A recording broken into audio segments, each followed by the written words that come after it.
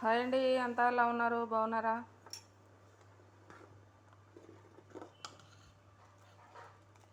పప్పు చూడండి, మా చిన్నప్పుడు మేము ఎలా వండుకున్నామో అలా వేసాను అనమాట.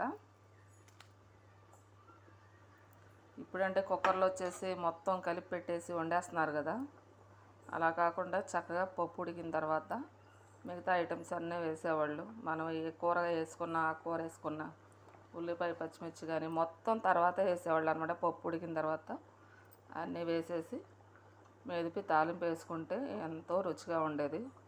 ఇప్పుడు ఈ కుక్కర్లో వచ్చేసి అందులో వండుకుండా ఉంటే మెత్తగా పేస్ట్ అయిపోయి టేస్ట్ తెలియట్లేదు అనమాట ముందు.